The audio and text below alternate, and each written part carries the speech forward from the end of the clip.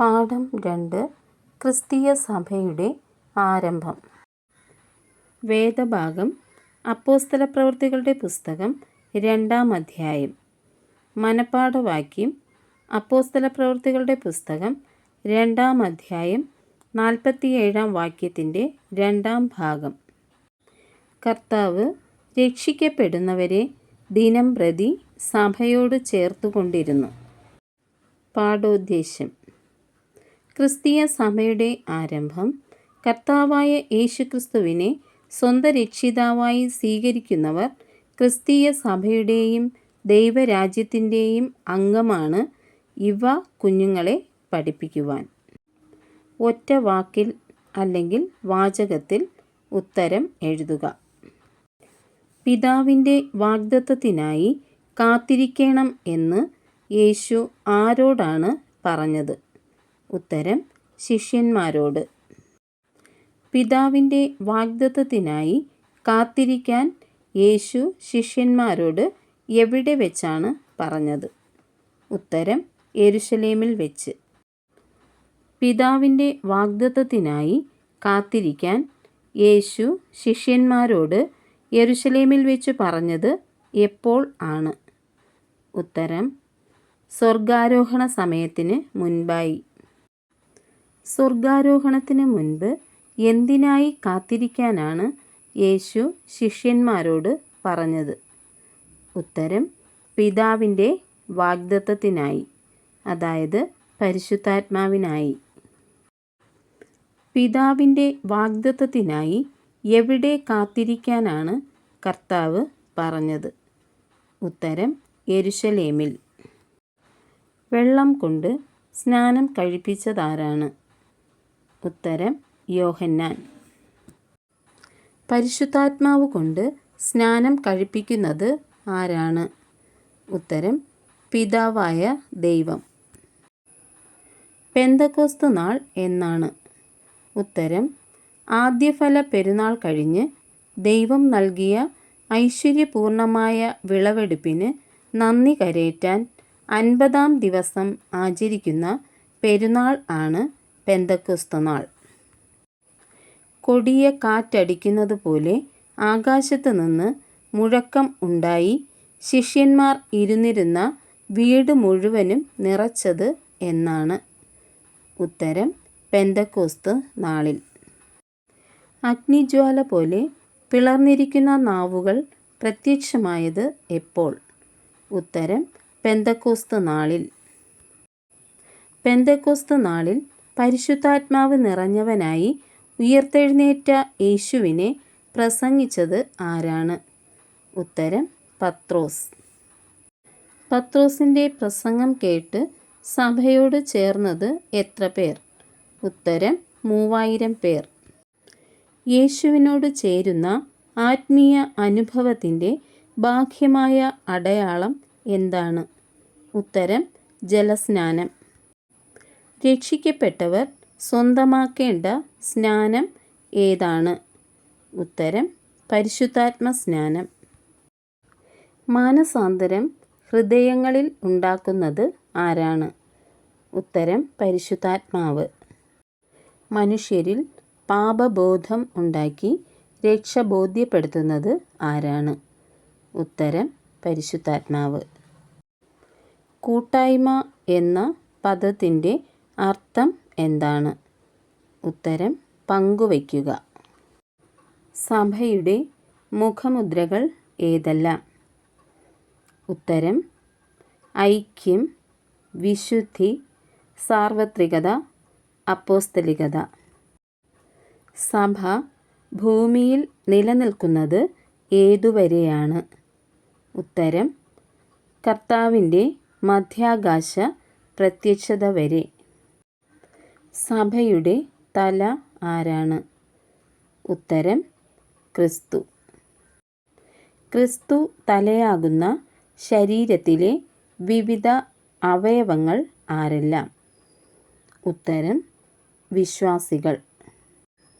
സഭ ഉടലെടുത്തത് എന്നാണ്? ഉത്തരം പെന്തക്കോസ്ത് നാളിൽ.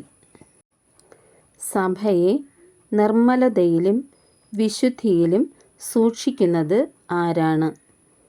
ഉത്തരം പരിശുദ്ധാത്മാവ്. പരിശുദ്ധാത്മാവ് മനുഷ്യരിൽ പാപബോധം ഉണ്ടാക്കുന്നത് എങ്ങനെയാണ്? ഉത്തരം യേശുവിൻ്റെ ദൈവത്വം, മരണം, അടക്കം, പുനരുത്ഥാനം, സ്വർഗാരോഹണം എന്നീ സത്യങ്ങളുടെ പ്രഘോഷണത്തിലൂടെ, അതായത് യേശുവിനെക്കുറിച്ചുള്ള സുവിശേഷം പ്രസംഗിക്കുന്നതിലൂടെ. പെന്തക്കോസ്ത് നാളിൽ പരിശുദ്ധാത്മാവ് നിറഞ്ഞവനായി പ്രസംഗിച്ചതാരാണ്? ഉത്തരം പത്രോസ്. പെന്തക്കോസ്ത് നാളിൽ പരിശുദ്ധാത്മാവ് നിറഞ്ഞവനായി പത്രോസ് ആരെയാണ് പ്രസംഗിച്ചത്? ഉത്തരം ഉയിർത്തെഴുന്നേറ്റവനായ യേശുവിനെ. പെന്തക്കോസ്ത് നാളിൽ പത്രോസിൻ്റെ പ്രസംഗം കേട്ടവർ സഭയോട് ചേർന്നത് എങ്ങനെയാണ്? ഉത്തരം തങ്ങളുടെ പാപങ്ങൾ ഏറ്റുപറഞ്ഞ് മാനസാന്തരപ്പെട്ട് സ്നാനമേറ്റ് സഭയോട് ചേർന്നു. രക്ഷിക്കപ്പെടുന്നവരെ ദിനംപ്രതി സഭയോട് ചേർത്തുകൊണ്ടിരുന്നത് ആരാണ്? ഉത്തരം കർത്താവ്. കാണപ്പെടാത്ത സഭയെക്കുറിച്ച് യോഹന്നാൻ വെളിപ്പെടുത്തിയിരിക്കുന്നത് എവിടെയാണ്? ഉത്തരം വെളിപ്പാട് പുസ്തകം 7-ാം അധ്യായം 9-10 വാക്യങ്ങൾ. ഒരു ഖണ്ഡികയിൽ ഉത്തരമെഴുതുക. സഭയുടെ ആരംഭത്തെക്കുറിച്ച് വിവരിക്കുക. അല്ലെങ്കിൽ പെന്തക്കോസ്ത് നാളിൽ കൂടിയിരുന്നവരുടെ മധ്യേ സംഭവിച്ചതെന്താണ്? ഉത്തരം പെന്തക്കോസ്ത് നാളിൽ കൂടിയിരുന്നവരുടെ മധ്യേ പെട്ടെന്ന് കൊടിയ കാറ്റടിക്കുന്നത് പോലെ ആകാശത്ത് നിന്ന് ഒരു മുഴക്കം ഉണ്ടായി. അവർ ഇരുന്നിരുന്ന വീട് മുഴുവനും നിറച്ചു. അഗ്നിജ്വാല പോലെ പിളർന്നിരിക്കുന്ന നാവുകൾ അവർക്ക് പ്രത്യക്ഷമായി. അവരിൽ ഓരോരുത്തരുടെ മേലും പതിഞ്ഞു. പരിശുദ്ധാത്മാവ് നിറഞ്ഞവനായി പത്രോസ് അവരുടെ മധ്യേ ഉയിർത്തെഴുന്നേറ്റവനായ യേശുക്രിസ്തുവിനെ പ്രസംഗിച്ചു. പത്രോസിൻ്റെ വാക്ക് കേട്ടവർ ഹൃദയത്തിൽ കുത്തുകൊണ്ട് തങ്ങളുടെ പാപങ്ങൾ ഏറ്റുപറഞ്ഞ് മാനസാന്തരപ്പെട്ട് സ്നാനമേറ്റ് സഭയോട് ചേർന്നു. രക്ഷിക്കപ്പെടുന്നവരെ കർത്താവ് ദിനംപ്രതി സഭയോട് ചേർത്തുകൊണ്ടിരുന്നു. ഇവിടെയാണ് സഭയുടെ ആരംഭം. സഭ എന്നാൽ എന്ത്? ഉത്തരം യേശുവിൽ വിശ്വസിച്ച് പാപങ്ങൾ ഏറ്റുപറഞ്ഞ് മാനസാന്തരപ്പെട്ട് സ്നാനമേറ്റ് ക്രിസ്തുവിനോട് ചേരുന്ന വിശ്വാസികളുടെ സമൂഹമാണ് സഭ. രക്ഷിക്കപ്പെടുന്നവരെ കർത്താവാണ് സഭയോട് ചേർക്കുന്നത്. സഭയെ രണ്ടായി തിരിക്കാം: കാണപ്പെടുന്ന സഭയും കാണപ്പെടാത്ത സഭയും. പെന്തക്കോസ്ത് നാളിലാണ് സഭയുടെ ആരംഭം.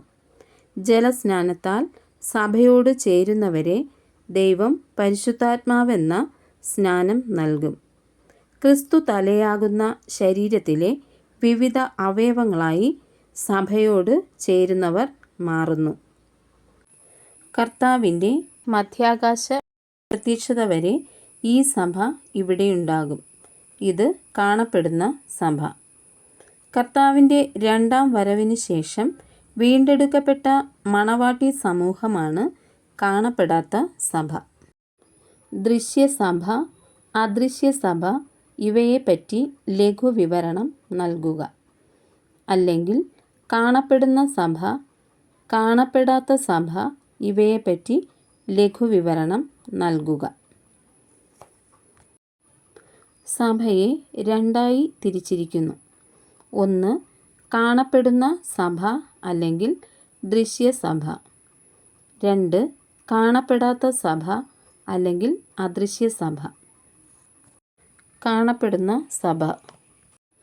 പെന്തക്കോസ്ത് നാളിലാണ് സഭയുടെ ആരംഭം.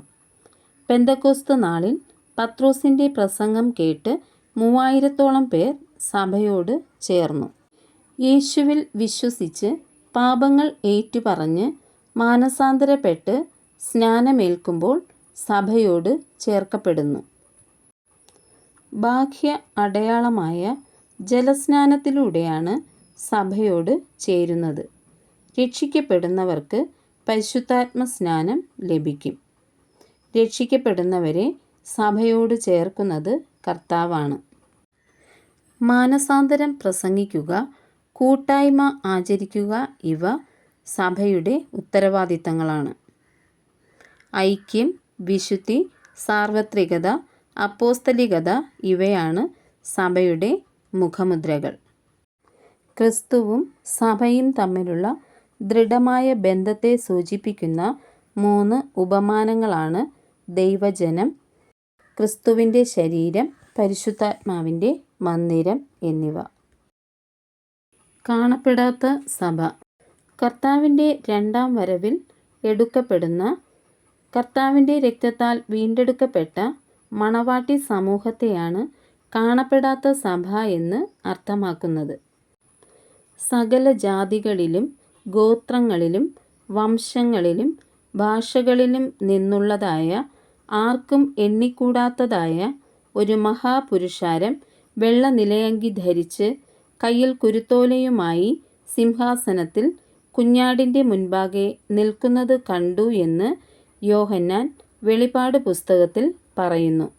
ഇതാണ് കാണപ്പെടാത്ത സഭ.